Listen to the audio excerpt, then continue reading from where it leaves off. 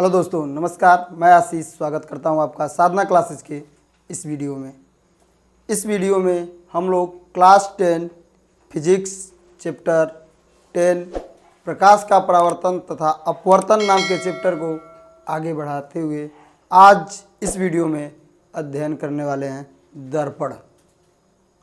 पिछली वीडियो में हम लोग प्रकाश का परावर्तन का अध्ययन कर चुके हैं कि प्रकाश का परावर्तन क्या होता है तथा उसके नियम। इस वीडियो में हम लोग जानेंगे कि दर्पण क्या होता है, मिरर, जिसका आपका टॉपिक का नाम है दर्पण, कि मिरर किसे कहते हैं,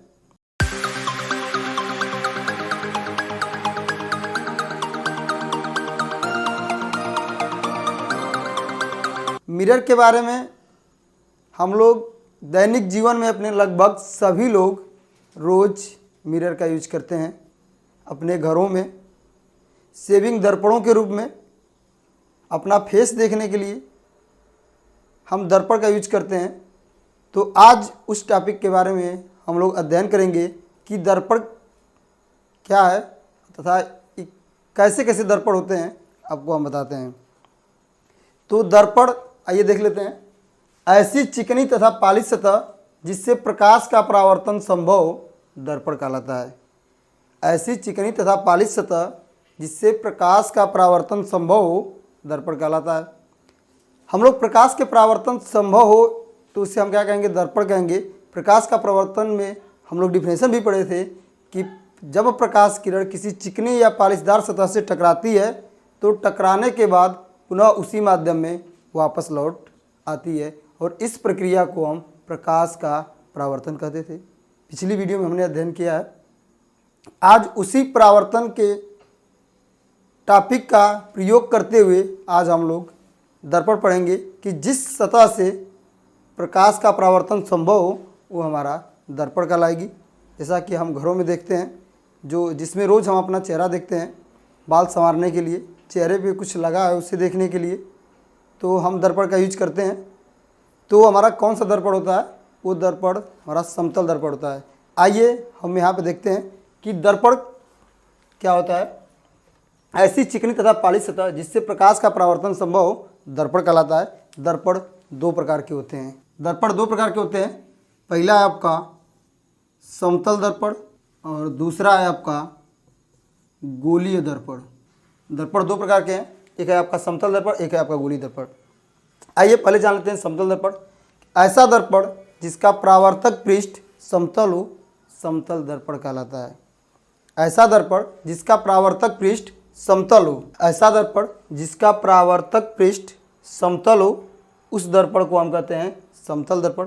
इधर देखिए आपकी ये इधर जो है एक सतह पे पॉलिश किया हो रहता है लेड ऑक्साइड का, और दूसरी तरफ आपका परावर्तक पृष्ठ होता है। यहाँ पे जब प्रकाश किरणें पड़ती हैं तो इससे परावर्तित हो जाती हैं, तो ये आपका समतल दर्पण। गोलीय दर्पण ऐसा दर्पण जिसका परावर्तक पृष्ठ वक्रीय हो, वक्र के आकार का हो, उस दर्पण को हम कहते हैं गोलीय दर्पण।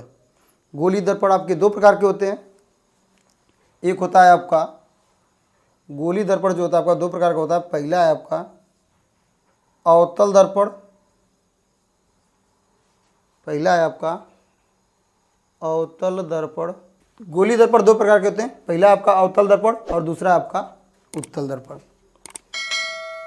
ऐसा दर्पण जिसका परावर्तक पृष्ठ दबा हुआ हो, उस दर्पण को हम कहते हैं अवतल दर्पण, और ऐसा दर्पण जिसका परावर्तक पृष्ठ उभरा हुआ हो, उस दर्पण को हम कहते हैं उत्तल दर्पण। तो ये है आपके दो दर्पण। ऐसा दर्पण जिसका परावर्तक पृष्ठ दबा हुआ हो, परावर्तक पृष्ठ दबा हुआ हो, उस दर्पण को हम कहते हैं अवतल दर्पण, और ऐसा दर्पण जिसका परावर्तक पृष्ठ उभरा हुआ हो, उस दर्पण को हम कहते हैं उत्तल दर्पण।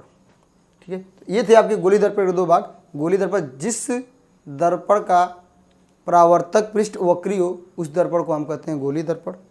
तो ये था आपका समतल दर्पण, गोलीय दर्पण और उसके बाद। आइए एक बार इसको फिर से रिवाइज कर देते हैं कि दर्पण किसे कहते हैं, कि ऐसी चिकनी तथा पालिश सतह जिससे प्रकाश का परावर्तन संभव हो, ऐसी चिकनी तथा पालिश सतह जिससे प्रकाश का परावर्तन संभव हो, दर्पण कहलाती है। दर्पण दो प्रकार के होते हैं, एक होता है आपका समतल दर्पण और एक होता है गोलीय दर्पण। समतल दर्पण वह दर्पण है जिसका परावर्तक पृष्ठ समतल हो, ये आपका समतल दर्पण, इसका परावर्तक पृष्ठ समतल है, तो इस दर्पण को हम कहेंगे समतल दर्पण। और ऐसा दर्पण जिसका परावर्तक पृष्ठ वक्र के रूप में हो, वक्र के रूप में हो, उस दर्पण को हम कहते हैं गोलीय दर्पण। ये दो प्रकार के होते हैं, ये दो प्रकार के होते हैं, एक आपका है अवतल दर्पण और दूसरा आपका उत्तल दर्पण। अवतल दर्पण उस दर्पण को कहते हैं जिसका परावर्तक पृष्ठ अंदर की ओर दबा हुआ हो, उस दर्पण को हम कहते हैं अवतल दर्पण। उत्तल दर्पण उस दर्पण को कहते हैं जिस दर्पण का परावर्तक पृष्ठ उभरा हुआ हो। देखिए इसका परावर्तक पृष्ठ जो है ये उभरा हुआ है, इस दर्पण को हम कहते हैं उत्तल दर्पण। तो आइए इसकी डिफिनेशन लिख लेते हैं। तो यहाँ पे हम लोग लिख लिए हैं कि ऐसा दर्पण जिसका परावर्तक पृष्ठ समतल हो, समतल दर्पण कहलाता है, जो आपका समतल दर्पण की डिफिनेशन है। और यहाँ पे जो है गोली दर्पण, ऐसा दर्पण जिसका परावर्तक पृष्ठ वक्रित हो, गोली दर्पण कहलाता है। ऐसा दर्पण जिसका परावर्तक पृष्ठ वक्रित हो वो आपका गोलीय दर्पण कहलाता है। गोली दर्पण दो प्रकार के होते हैं, दो प्रकार के, पहला आपका अवतल दर्पण और दूसरा आपका उत्तल दर्पण। अवतल दर्पण ऐसा दर्पण जिसका परावर्तक पृष्ठ अंदर की ओर दबाव, अंदर की ओर दबाव, उस दर्पण को हम कहते हैं अवतल दर्पण, उस दर्पण को हम कहते हैं अवतल दर्पण। और ऐसा गोली दर्पण जिसका परावर्तक पृष्ठ बाहर की ओर उभरा हो, बाहर की ओर उभरा हो, उस दर्पण को हम कहते हैं उत्तल दर्पण। तो ये था दोस्तों आपका दर्पण। अब हम लोग दर्पण में कैसा प्रतिबिंब बनता है उसका अध्ययन करेंगे। तो आइए इसमें देख लेते हैं कि समतल दर्पण द्वारा प्रतिबिंब निर्माण कैसे होता है। तो आइए देखते हैं। तो आइए हम लोग यहाँ पे देखते हैं कि समतल दर्पण द्वारा प्रतिबिंब निर्माण कैसे होता है। समतल दर्पण प्रतिबिंब निर्माण पढ़ने से पहले हम जान लें कि प्रतिबिंब बनाने के लिए या प्रतिबिंब किसे कहते हैं। जब किसी वस्तु की छाया या प्रति हमें दिखाई देती है उसको हम प्रतिबिंब कहते हैं। जब दो किरणें परावर्तन के पश्चात जिस बिंदु पे जाके मिलती हैं उस बिंदु को हम प्रतिबिंब कहते हैं। जब परावर्तन के पश्चात किरणें किसी बिंदु पे जाके मिलती हैं तो उसी बिंदु पर जो छाया बनती है उसी को हम प्रतिबिंब कहते हैं।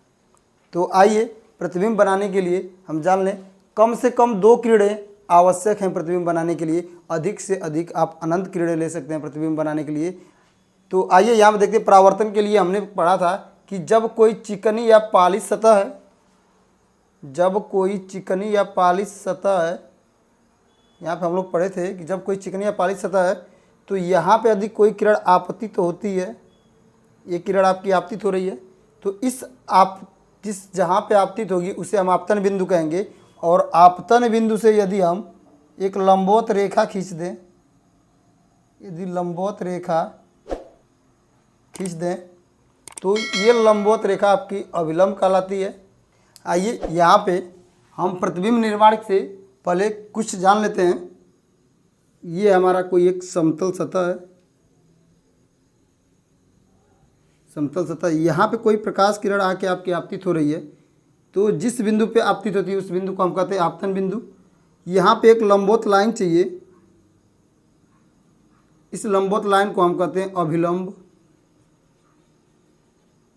अभिलंब। और ये जो सतह है आपकी चिकनी है, एक तरफ पालिश किया गया एक तरफ चिकनी है, तो जब प्रकाश किरण आके टकराएगी तो टकराने के बाद पुनः उसी माध्यम में वापस लौट जाएगी, तो पुनः ये किरण इसी माध्यम में वापस लौट जाती है। ये आपकी आपतित किरण होती है, ये आपका अभिलंब है और ये आपकी परावर्तित किरण है। तो परावर्तन के नियम में हम लोग पढ़ रखे हैं कि जो आपतित किरण है अभिलंब से जितना कोण बना के आएगी उतना ही कोण बना के वापस हो जाएगी। अर्थात यहाँ यदि ये किरण आई एंगल बना के आ रही तो आर एंगल बना के जाएगी, आई एंगल बना के आ रही तो आर एंगल बना के जाएगी। और यहाँ परावर्तन के नियम में हम लोग पढ़ रखे थे कि आई बराबर होता है आर के। ये परावर्तन का नियम है कि यदि कोई किरण जितना एंगल बना के आएगी उतना ही एंगल बना के वापस हो जाएगी। यदि ये थीटा बना के आती, मान लीजिए कि आई और आर की जगह यदि ये थीटा बना के आती तो थीटा एंगल से वापस हो जाती। यदि ये 30 अंश बना के आती तो ये 30 अंश बना के वापस हो जाती। जितना एंगल बना के आई उतना एंगल बना के वापस हो जाएगी। यदि ये 40 अंश बना के आती तो 40 अंश के एंगल पे वापस हो जाती। ये नियम था प्रकाश के परावर्तन। ये था नियम जो आपके प्रकाश के परावर्तन का। यदि यह सतह पर कोई प्रकाश किरण, यदि ऐसी ही सतह एक हम दूसरी लें, ऐसी ही सतह हम दूसरी लें जहाँ पे प्रकाश किरण तिरछी ना आके यहाँ पे सीधे आपतित हो, ये प्रकाश सीधे आ रही है प्रकाश किरण, तो जिस बिंदु पे आपतित होगी उस बिंदु को हम कहेंगे आपतन बिंदु। और इस आपतन बिंदु पर अभिलंब खींचे तो ये अभिलंब आपका यही मिलेगा। तो अभिलंब से कितना एंगल बना के आ रही है ये भी, अब इसके लिए अभिलंब इसी पे होगा, अभिलंब इसी बिंदु पे होगा। तो ये जितना एंगल बना के आई उतना ही एंगल बना के आएगी। तो इस अभिलंब से 0 एंगल बना के आ रही है तो 0 एंगल बना के वापस हो जाएगी, मतलब इसी एंगल पे आएगी और इसी एंगल पे क्या हो जाएगी, वापस हो जाएगी। ये दो नियम आपको समतल दर्पण द्वारा प्रतिबिंब निर्माण में सहायता करने वाले हैं। तो आइए देखते हैं। मान लीजिए कोई आपका समतल दर्पण है, जिसके एक तरफ पॉलिश किया गया है। ये देखिए आपका समतल दर्पण है जिसके एक तरफ पॉलिश सतह है और दूसरी तरफ परावर्तक पृष्ठ है। यहाँ से देखिए ये आपका मान लेते हैं हम कि अभिलंब है, मान लें एक रेफरेंस लाइन है जहाँ पे हमें प्रतिबिंब रखना है। तो यहाँ पे आपका प्रतिबिंब रखा गया है। ये देखिए आपका समतल दर्पण है, ये आपकी एक रेफरेंस लाइन है जहाँ पे हमें वस्तु को रखना है जिसका प्रतिबिंब बनाना है। तो यहाँ पे हम एक वस्तु रख देते हैं। ये वस्तु जो है आपकी वो AB है, AB है। हमने आपको बताया कि प्रतिबिंब बनाने के लिए कम से कम 2 किरणें ले जाना आवश्यक है। तो एक किरण हम यहाँ से सीधे आपतित कराएंगे इस समतल दर्पण पे। एक जो किरण है आपकी इसको हम सीधे ऐसे आपतित करा देते हैं। अब आप देख रहे हैं कि ये किरण सीधे आपतित हो रही है, तो जितना एंगल बना के जा रही है उतना एंगल बना के आएगी। तो इस आपतन बिंदु पे अभिलंब डालेंगे हम इसके हिसाब से, तो अभिलंब इसी पे होगा, 0 एंगल बना के जाएगा। तो 0 एंगल बना के जाएगा तो किरण जो परावर्तित होगी वहाँ से वह भी 0 एंगल बना के ही जाएगी। तो यह किरण इसी मार्ग से वापस लौट आएगी। दूसरा जो है आपका, एक किरण आपको तिरछी बनानी है। एक किरण हम आपको तिरछी ले जाते हैं जो इस बिंदु पे टकराएगी। तो यहाँ से ये दूसरी किरण जाएगी जो यहाँ पे जाकर टकराएगी और ये होगा उसके लिए अभिलंब। तो